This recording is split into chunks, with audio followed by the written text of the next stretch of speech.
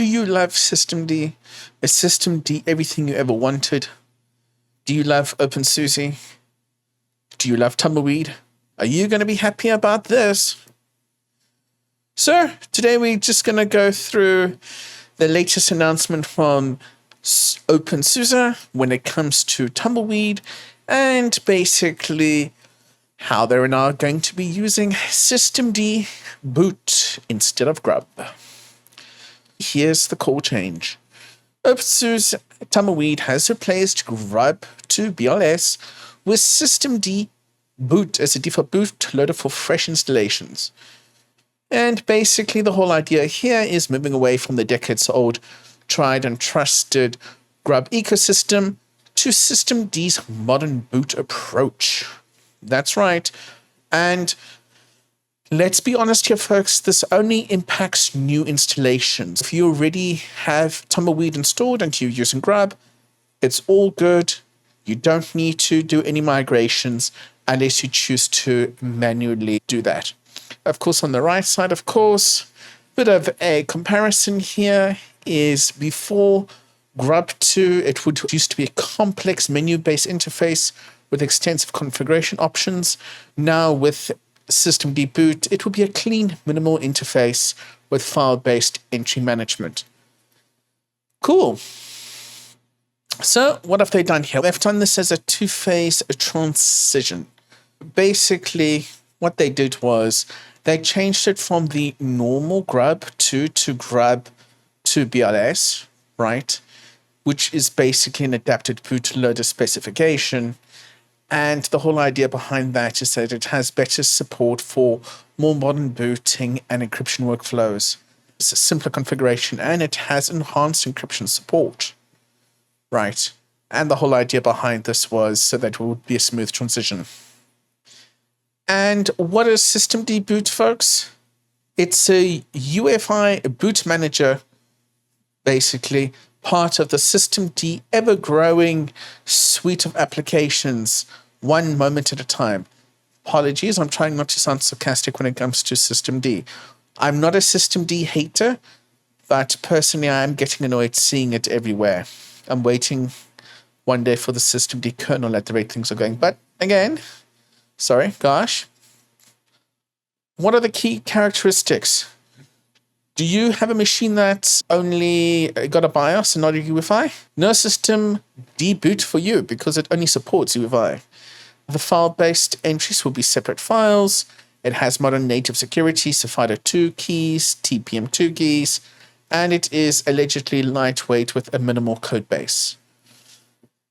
And if you're wondering what was this GRUB to BLS bridge, and it introduced these additional concepts into the system to make it more modular and to basically have encryption support, in all honesty. Slightly additional secure version of GRUB 2, in all honesty.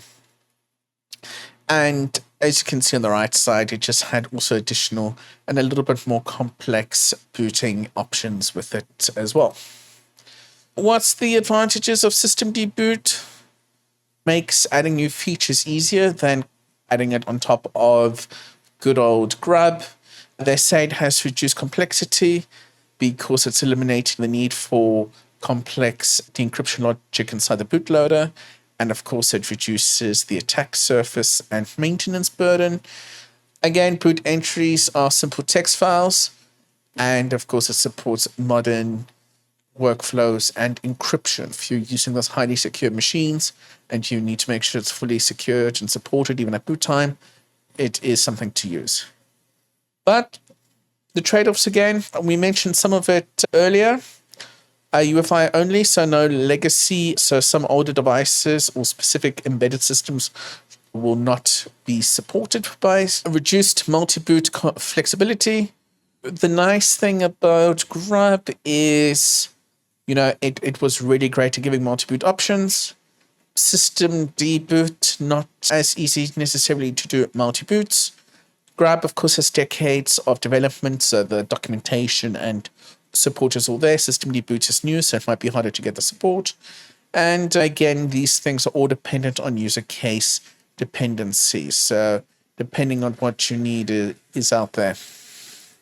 But if you want to try to go and load 3 additional OSs as a complex multi-boot system, good luck doing that with system deboot. And again, essentially, it's basically only the new installations that are impacted and folks that are migrating. If you're a new user, of course, what do you expect? This is going to be your install. It's going to be straight out the box for you. From your experience, you should get a more modern experience out of the box and more simpler. Compare this with the industry and what's going on out there. Distributions have been doing the same thing as well. Fedora has been testing systemd. Arch Linux supports it. Ubuntu is doing their own GRUB controversial changes, which we've done before. And of course, again, this brings a more consistent and unified system across the distributions. Although a lot of distributions did use things like GRUB. And of course, GRUB's remained relevant for legacy systems. So folks, again, it's just a bootloader at the end of the day. Choose the right tool for the job for you. The ecosystem continues to expand. I myself have used GRUB for many, many years and still continue to use GRUB. I guess it'll be interesting to see how long that's going to continue to be supported. So folks, let me know what you think. As always, thanks for watching and bye.